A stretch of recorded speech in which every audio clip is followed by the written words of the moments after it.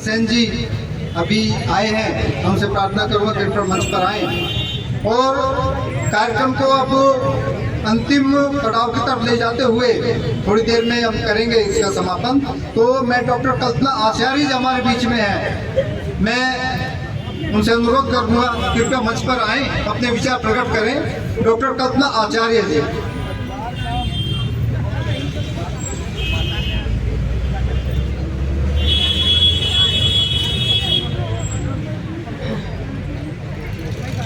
मंच पर विराजमान सभी समाज के चिंतकों को मैं नमन करती हूँ।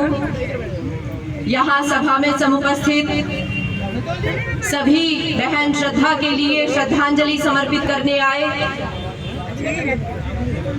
अपने समाज के लिए पीड़ा रखने वाले सभी बंधुओं को, माताओं बहनों को मैं नमन करती हूँ।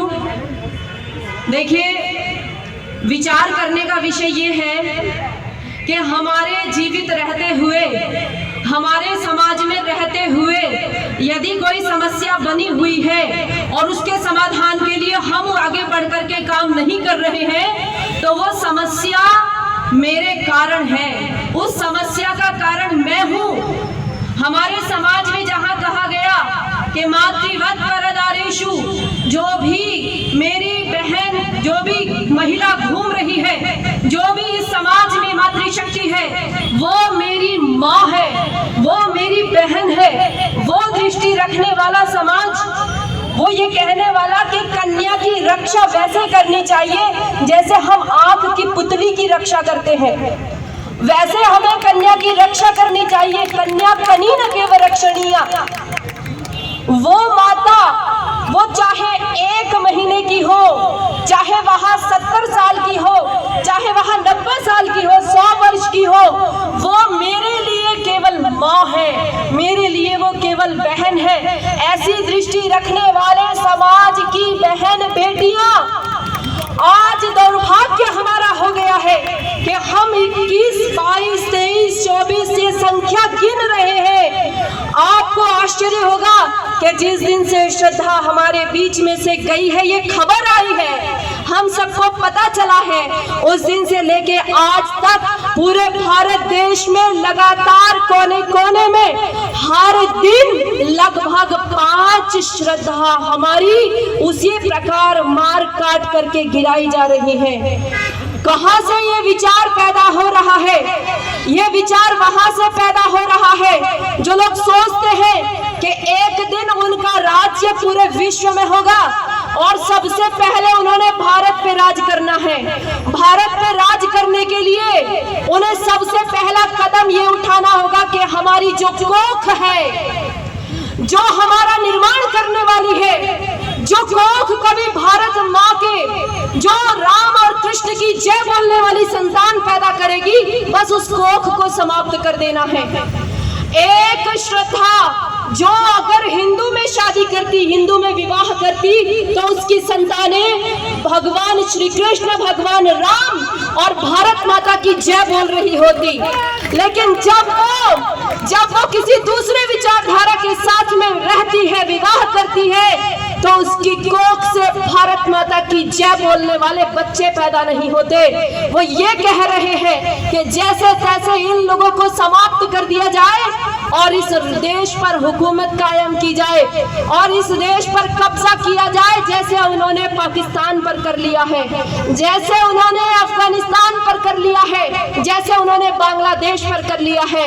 ऐसी मानसिकता लिए घूमने वाले लोग इस देश में कितने घूम रहे हैं, जरा सोच करके देखिएगा। आप लोग होमवर्क करके देखिएगा कि उनकी ट्रेनिंग कहां से हो रही है।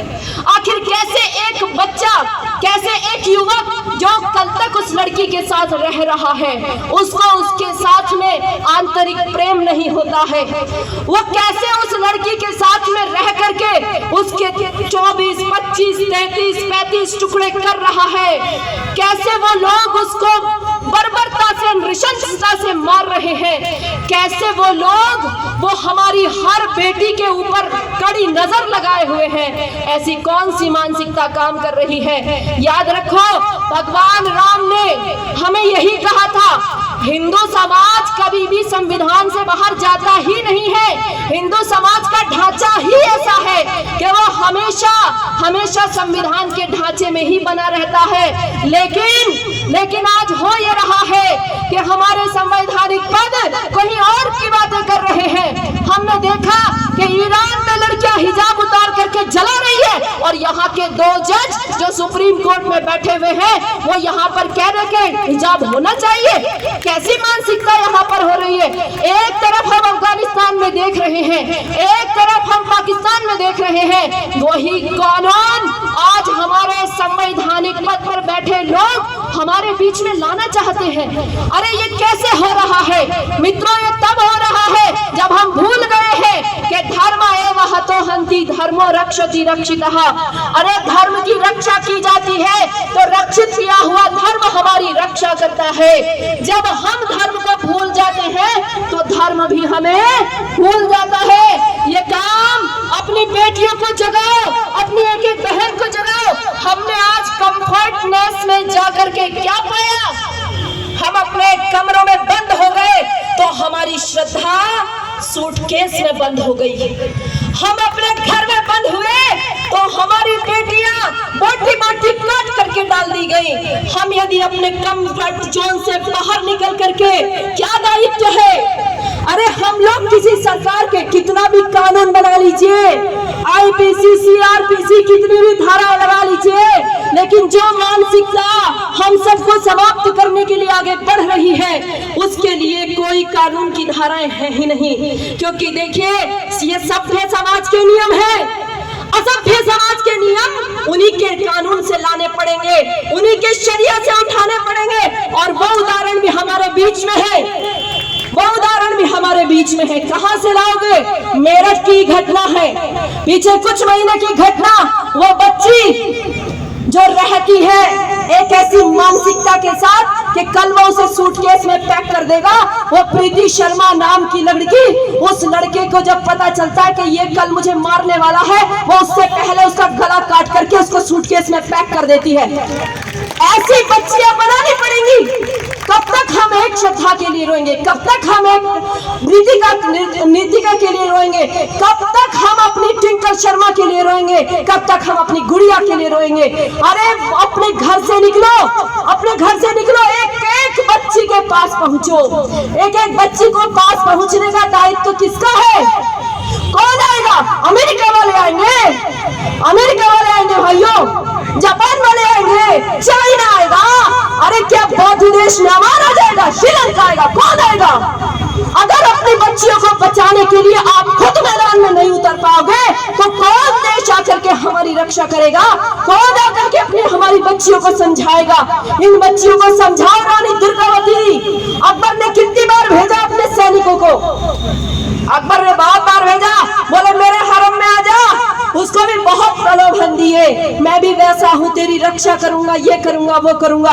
रानी दुर्गावती ने खुद सेनापति बन करके सारी सेना को गाजर मूली की तरह काट दिया था। उसके बाद अकबर को दोबारा बहुत बड़ी सेना लेकर के भेजना पड़ा और रानी दुर्गावती ने कहा कि अरे मैं जीते जी इन लोगों के राक्षसों के हाथ नहीं आऊंगी। उसने अपने साथ चल रहे सैनिक को कहा मेरी छाती में छुरा भोंक दो। उसका हाथ कांपने लगा कि मेरी रानी, मैं कैसे इसकी छाती में छुरा भोंक सकता हूँ? तो रानी ने जब देखा तुझे कोई नहीं मार सकता, और ये राक्षस लोग, ये लोग वो है जो चौक चौराहे पर ये लोग सामूहिक बलात्कार करते हैं, ये वो नृशंस लोग हैं। इनके लोगों ने जब यहाँ पर आक्रमण किया तो हमारी महिलाओं को चौक चौराहे पर बैठा करके इनके छोटे छोटे बच्चों को इनके सिर पर रख करके काटा। ये वो लोग हैं कि इनके सामने इनके पतियों की हत्या की, इनके भाई की हत्या की, इनके बेटों की हत्या की, और जो हत्यारा था उसी के साथ में इनका निकाह कराया गया। और रानी दुर्गावती सब जानती थी, वो सब जानती थी। उसने अपनी छुरी उठाई और अपना प्राणोत्सर्ग कर दिया, अपने गले में, अपने पेट में छुरी मार करके अपने आप को समाप्त कर दिया। परंतु भाइयों, ये ऐसी गंदी विचारधारा है जो शव के साथ भी बलात्कार करती है।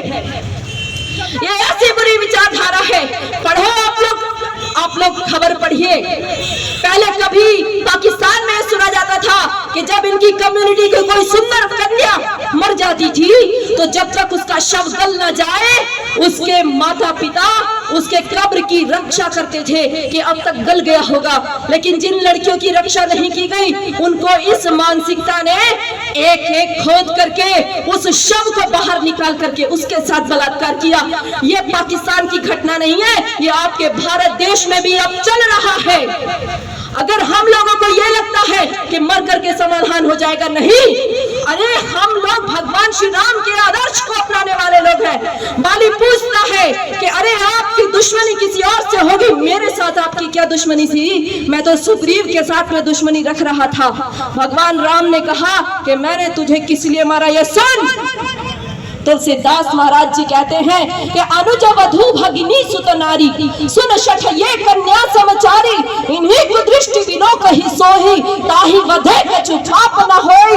अरे जो अपनी अनुज की अपनी भाभी के ऊपर कुदृष्टि रखता हो, जो छोटी कन्या के ऊपर कुदृष्टि रखता हो, जो नव युवती के ऊपर कुदृष्टि रखता हो, उसके वध में कोई भी पाप लगता ही नहीं है। तो ये सारी शिक्षाएं मैं पुनः आपको जागरूक करना चाहती हूँ भाइयों। कोई इजरायली व्यक्ति यहूदी हमें नहीं बताएगा, कोई भाई कोई और कम्युनिटी से उठ करके हमारी कन्याओं को बचाने के लिए अभियान नहीं चलाएगा।